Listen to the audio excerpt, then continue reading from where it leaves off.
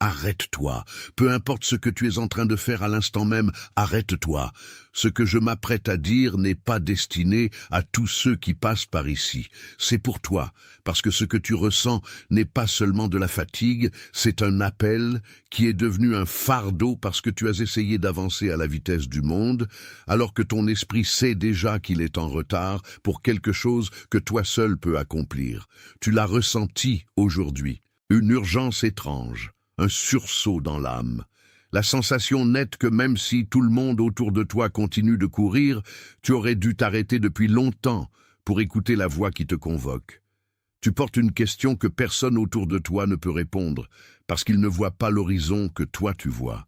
Et ce vendredi, le silence a enfin été brisé. Tout au long du temps que nous passerons ensemble, tu vas reconnaître les 5 signes qui se sont répétés dans ta vie et comprendre ce qu'il signifie vraiment pour ton prochain cycle.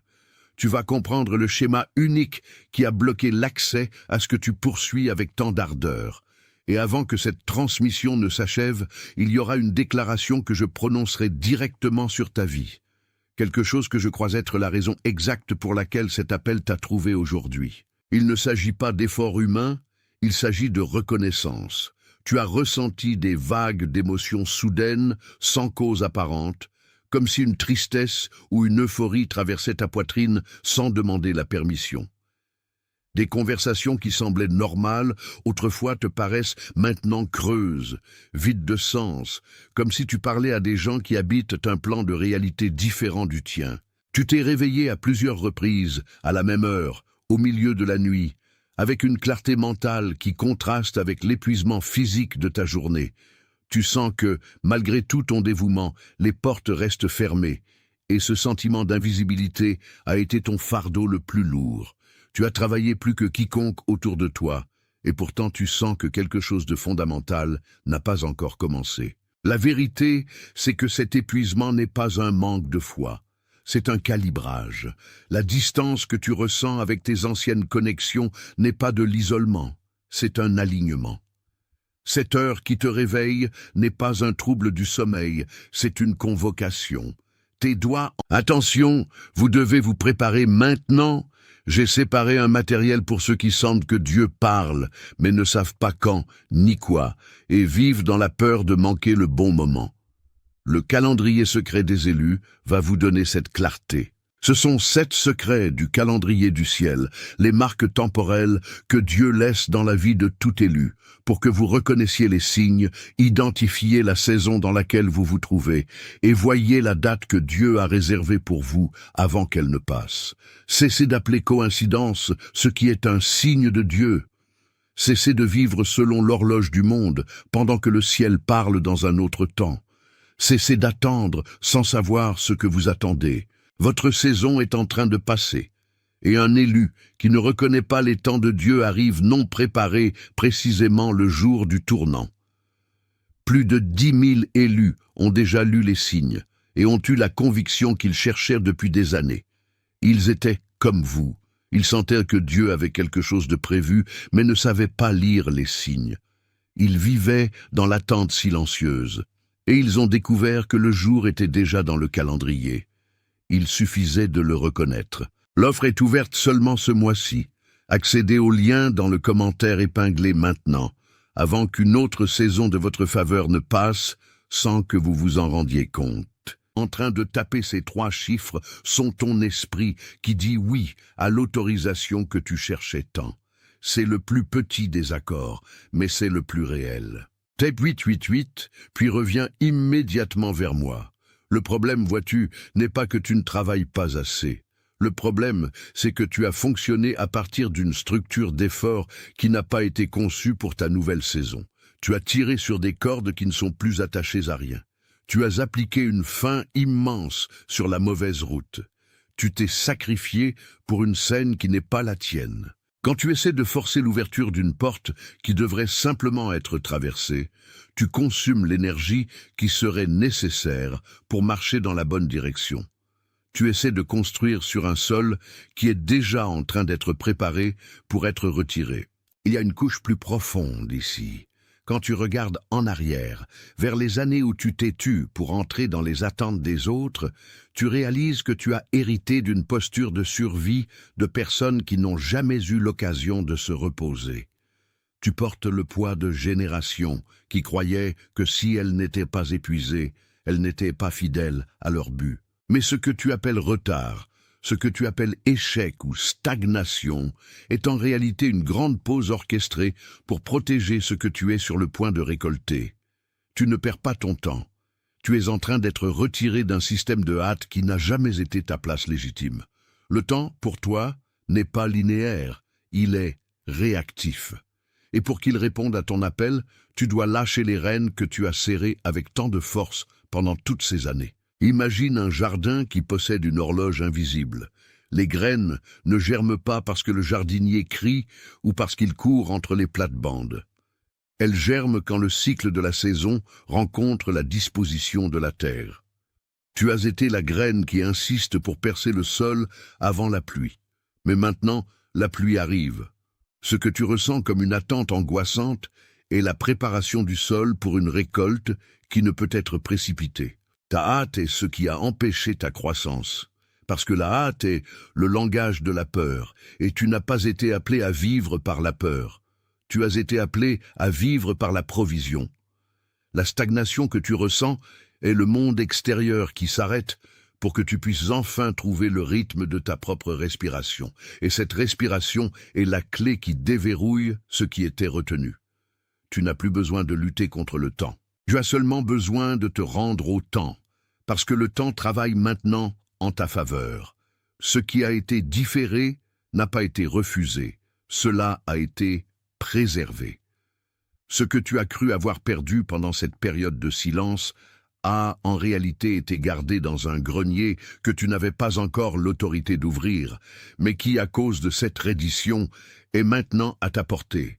L'autorité vient du repos, la victoire vient de la confiance. Ton retard est seulement la preuve que tu étais dans une course qui n'était pas la tienne. Et maintenant que tu t'es arrêté, maintenant que tu as admis que tu n'as pas le contrôle, le vrai voyage peut enfin commencer. Le diagnostic de ta stagnation est simple, bien qu'il fasse mal quand on le reconnaît. Tu as appliqué une énergie vorace sur des chemins qui n'ont plus ta signature. Pendant des années, tu as cru que ta loyauté serait mesurée par le niveau d'épuisement que tu portais à la fin de la journée. Tu t'es sacrifié sur l'autel de la productivité des autres, portant des fardeaux qui ne t'avaient jamais été confiés, croyant que si tu t'arrêtais, le monde s'écroulerait. Mais ce qui s'est passé, c'est le contraire. Tu es devenu si efficace à porter le poids des autres que tu as oublié comment porter ta propre identité. Tu es devenu un maître dans l'art de soutenir ce qui aurait dû être laissé derrière. Cet effort constant, se pousser des portes déjà verrouillées pour une raison, a créé en toi une usure profonde, qui n'est pas physique, mais existentielle. Tu sens que tu cours sur un tapis roulant, en sueur, dépensant chaque gramme de vigueur, mais le paysage autour de toi reste le même. La stagnation n'est pas un manque de mouvement. C'est un mouvement effectué dans la direction opposée à ton but. Tu n'es pas arrêté par manque de capacité, tu es arrêté parce que l'environnement que tu as essayé de construire avec ta propre sueur ne supporte pas le poids de la gloire que tu portes. Ton auto-sacrifice a en réalité été une façon d'essayer de contrôler le résultat, une tentative humaine de garantir ce qui ne peut être atteint que par l'abandon. Et maintenant, tu te retrouves épuisé, sentant que le temps a passé, que les autres ont avancé et que tu es resté en arrière dans une file qui semble sans fin. Mais cette sensation de retard est la première preuve que tu es en train d'être réaligné. Imagine maintenant, avec les yeux de ton esprit, ce que nous appelons le jardin de l'horloge. C'est un endroit où les heures ne sont pas comptées par les aiguilles des horloges mécaniques, ni par l'urgence des demandes du monde. Dans ce jardin, le temps est régi par la maturité de la vie, non par la hâte de la récolte. Tu as passé toute ta vie à essayer de forcer l'éclosion des fleurs avant le temps du printemps, arrachant les pétales, utilisant des engrais artificiels, criant pour que le soleil brille plus vite. Mais Dans le jardin de l'horloge, le jardinier ne force pas la graine à percer le sol. Il fait confiance qu'au moment exact où la lumière et l'humidité se rencontreront, la vie se manifestera. Tu as été un jardinier anxieux, courant d'un côté à l'autre, oubliant que ton rôle n'a jamais été de faire pousser la plante, mais seulement de préparer le terrain et de protéger l'espace où la vie se produit. Ta hâte humaine est un bruit qui éloigne la paix nécessaire à la germination.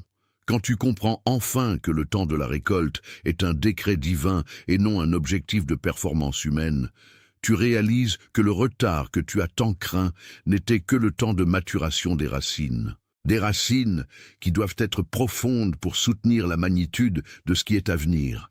Si tu avais récolté plus tôt, le vent de la première tempête aurait abattu ta structure. Ce qui semble être un délai est en réalité une sauvegarde. Tu n'es pas en retard.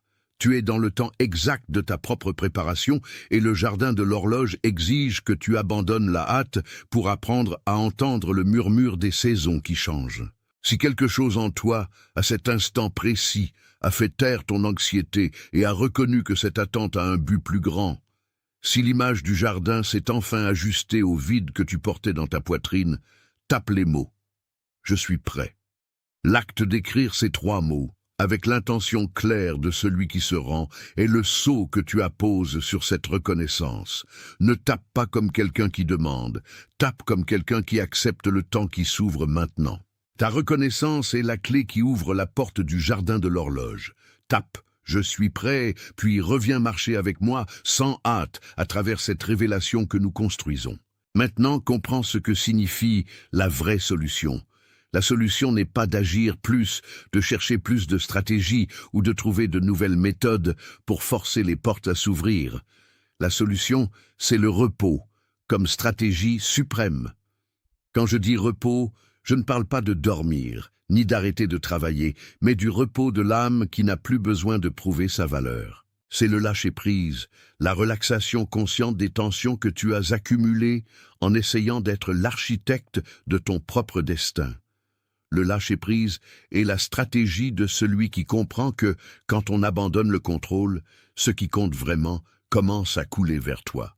Tu réalises que la productivité que tu cherchais n'était qu'un symptôme de peur, et que la véritable efficacité naît d'un état de paix où tu permets simplement au plan de se dérouler. En lâchant prise, tu permets à ce qui est lourd de tomber et à ce qui est léger de monter.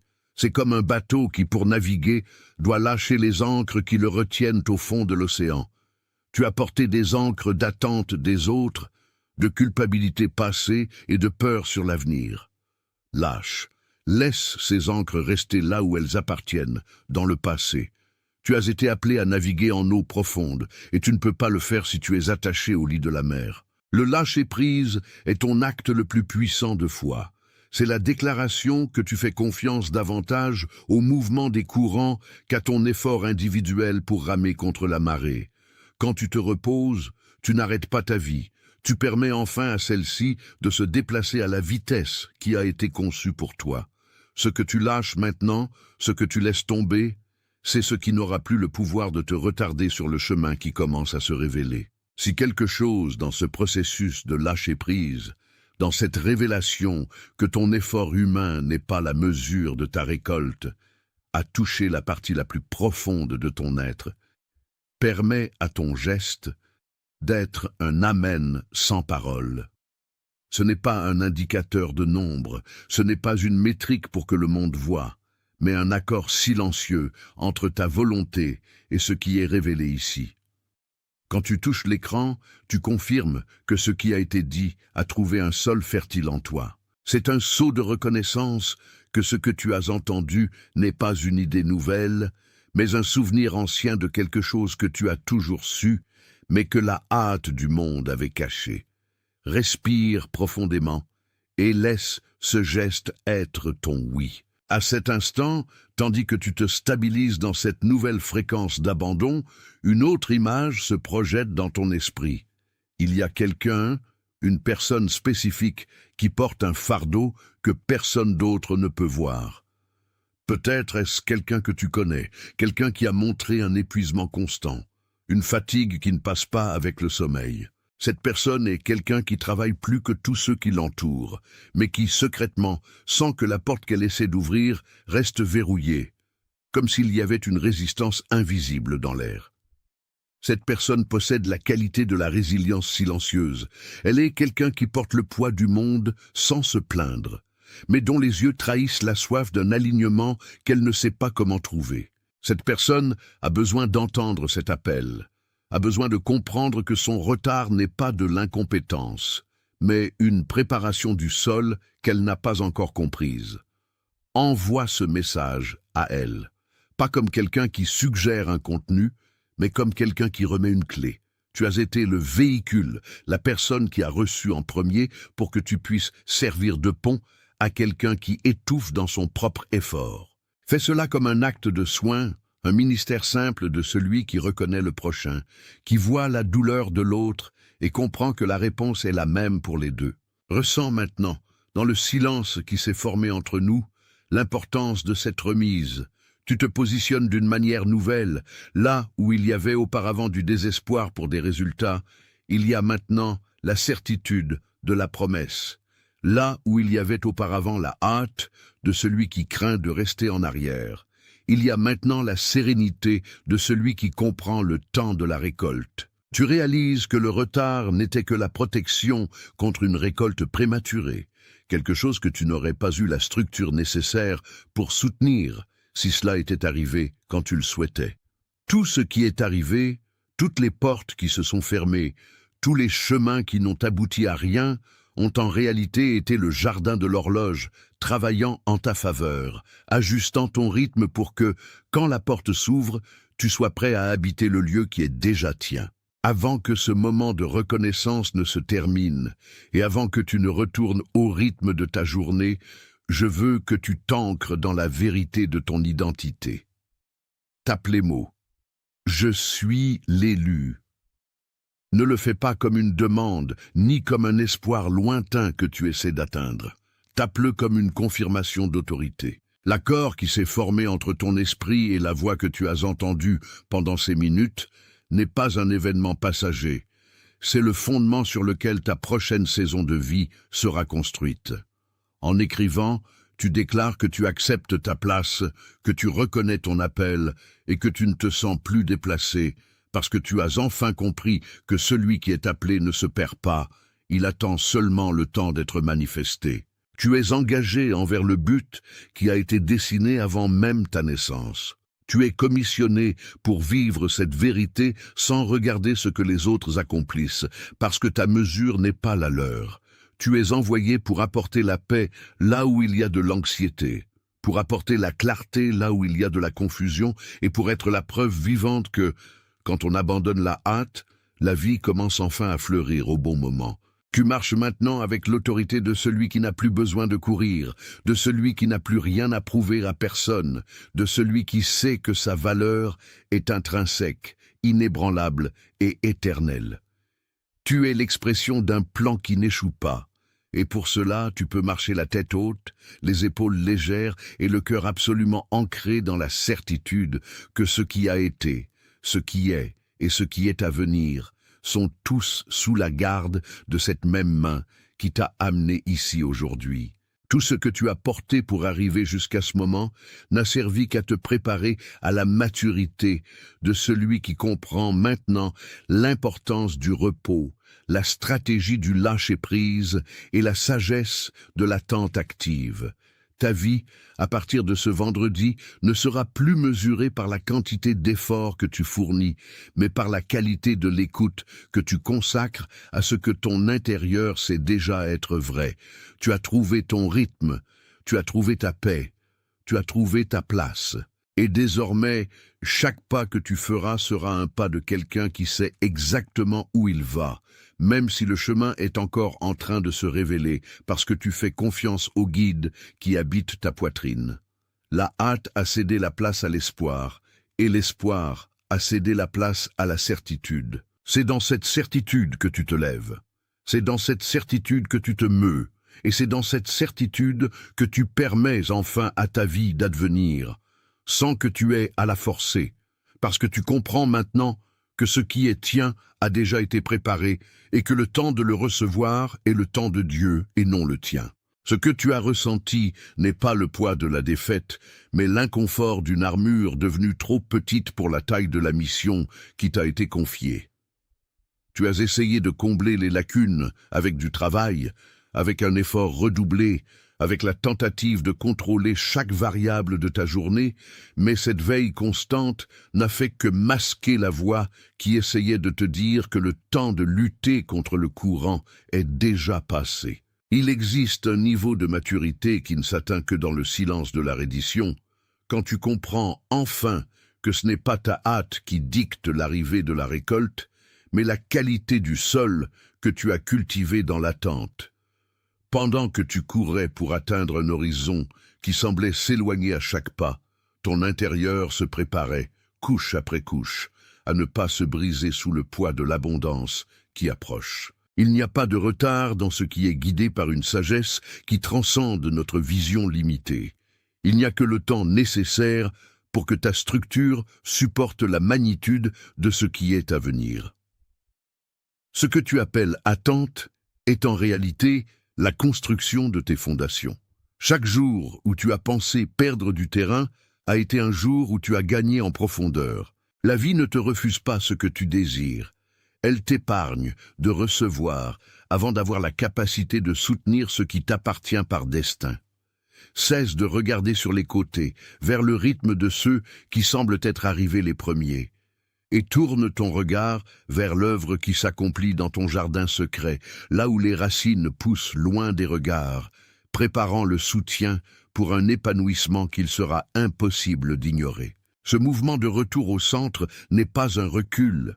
C'est un ajustement de route pour que tu n'arrives pas à destination les mains vides, mais débordant de la plénitude qui ne se conquiert que lorsqu'on cesse d'essayer de forcer la porte qu'il n'était pas encore temps de traverser. Le décalage que tu ressens par rapport au monde extérieur est le signe clair que tu es en train d'être accordé à une fréquence qui n'exige pas de course pour être entendu, seulement une disponibilité constante, une écoute attentive qui ne se laisse pas ébranler par les pressions d'une routine qui ne fait plus partie de ton but supérieur. Ce que tu portes est un appel qui exige de l'intégrité, et l'intégrité n'accepte pas de raccourcis. C'est pourquoi ta sensation d'être en retard est en réalité la preuve que tu es préservé. Préservé de l'usure, préservé des choix précipités, préservé pour le moment exact où ta disponibilité rencontrera l'opportunité qui a été conçue sur mesure pour ton esprit. Ressens maintenant comment cette vérité s'installe en toi, comment elle dissout l'angoisse de la comparaison et remplace l'urgence par le repos de celui qui sait que, dans l'économie divine, aucune minute n'est gaspillée quand le cœur est dûment aligné avec son lieu d'origine. N'essaie pas d'accélérer ce qui est en processus de maturation, car le fruit cueilli avant l'heure perd sa douceur et la nutrition que seule la patience peut conférer. Abandonne le contrôle, lâche le besoin d'expliquer ton chemin à ceux qui ne comprennent pas ton voyage et permets à l'ordre qui régit l'univers de prendre soin des détails qui, jusqu'à présent, occupaient tout ton temps et épuisaient ton énergie vitale. À partir de maintenant, ta productivité sera mesurée par ta capacité à faire taire le bruit et à écouter la direction qui vient de l'intérieur, guidant chacun de tes mouvements avec une précision que la logique humaine ne pourrait jamais reproduire. Laisse cette déclaration sceller ce qui vient d'être révélé dans ton propre registre spirituel. L'acte de taper ces 3 mots transforme la reconnaissance en une vérité permanente sur ton chemin. Tape, puis reviens vers moi. Sais-tu, ce que tu ressens n'est pas un échec, c'est une gestation. Et la gestation ne connaît pas la hâte.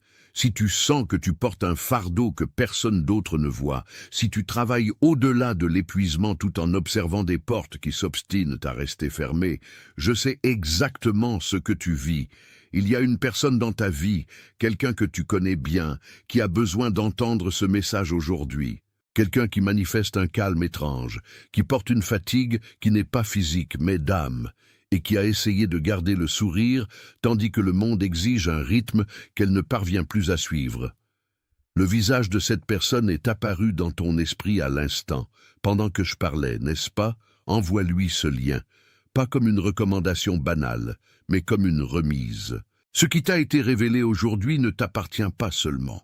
C'est une graine que tu es appelé à déposer en terre étrangère.